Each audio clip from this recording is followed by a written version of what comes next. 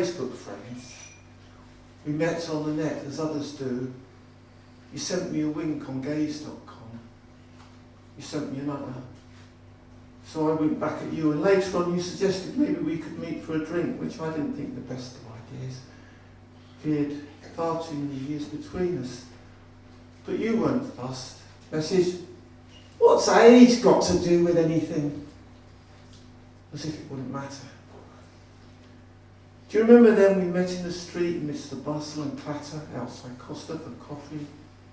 There was an instant connection. Your sweet rascal smile, wicked glint in your eye, your combative style belying fragility so touched me.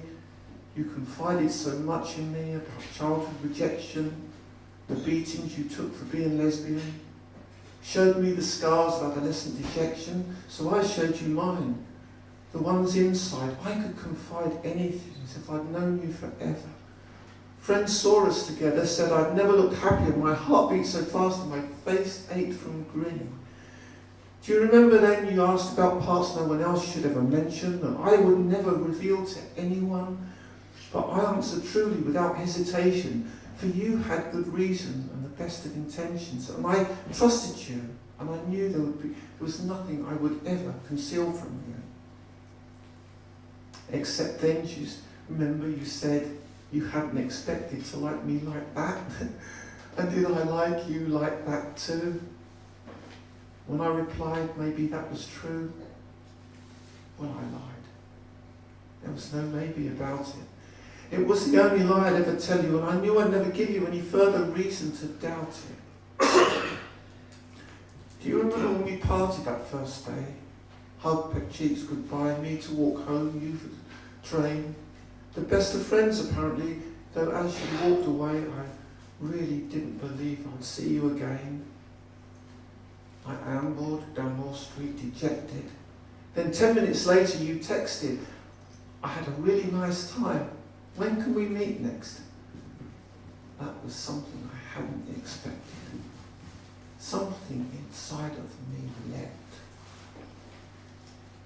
Do you remember when we first slept together? I gave you the keys to my flat. My friends were alarmed, thought you wanted to harm me. Your friends were scared too. Said I'd tie you to a chair and do bad things to you. but you wanted to be there for me when I came home from the clinic to care for me. Wouldn't leave me on my own until I was well. But soon I could tell you too were ill. You scared me. I took you to hospital, to A&E. I cared for you instead. We cared for each other. Being poorly never felt so good. Do you remember then you reached my hand? That smile again. No word was said. You drew me into the bed beneath the cover. Not as a lover, but purely for the healing sleep of innocent dreams. It seems that was something nobody could ever really understand. Do you want the rest of the story? Yes! Do you remember those times you surprised me by seizing my hand spontaneously as we walked side by side in the street, texted several times a day, demanding replies and that we should meet? Or the time I used all the credit on my phone as we talked endlessly and you made your way home, another woman by your side, while I walked alone by the sea, went back to my flat and cried? You knew nothing at all. Do you remember the day that you called to tell me you intended to spend the night with a friend, and while I pretended to be pleased, I could not believe that friend was me, till you arrived at my door, that grin a mile wide. You really made sure I could never ignore you. Were you trying to make me adore you? Well, you needn't have tried. Do you ever recall those touching notes you installed on my laptop hard drive? They still turn up today, or the messages scrawled on post-its concealed beneath posters on my flat wall for me to reveal when you'd gone away.